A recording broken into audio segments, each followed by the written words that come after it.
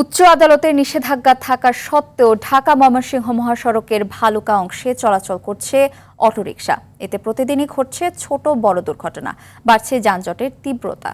এদিকে এমন অনিয়মে প্রভাবশালী চক্রের সঙ্গে খোদ হাইওয়ে পুলিশও জড়িত বলে অভিযোগ স্থানীয়দের। অপরদিকে বিকল্প গণপরিবহন না থাকায় ছাড় দেওয়ার কথা জানালেন হাইওয়ে থানার ভারপ্রাপ্ত কর্মকর্তা।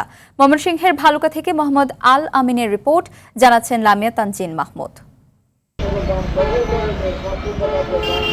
উচ্চ আদালতের নিষেধাজ্ঞা কেবলই যেন কাগজে কলমে। ঢাকা ময়মনসিংহ মহাসড়কের ভালুকায় হাইওয়ে পুলিশের নাকের ডগায় দাপিয়ে বেড়াচ্ছে হাজার হাজার অবৈধ ব্যাটারি চালিত অটোরিকশা।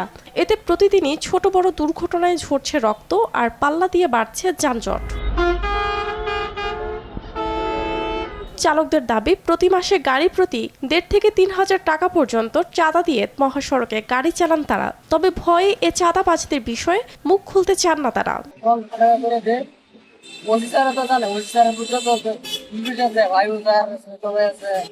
সবাই তো এটা কাইতে চলতে আছে, এইভাবে চলতেছে। মাসে ২৫০০ আমি দেখলাম মাস্টারবাড়ি স্টেশনে কটুক ড্রাইভারকে ধরছে, ধরার পরে কানে কানে কি বলছে তারপর সার্ভিস।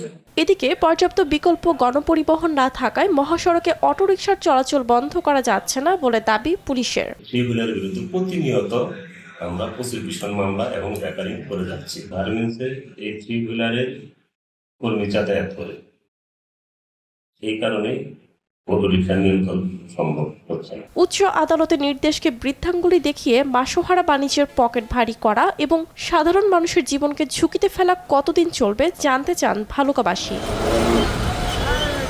লামিয়া তানজিন মাহমুদ, RTV।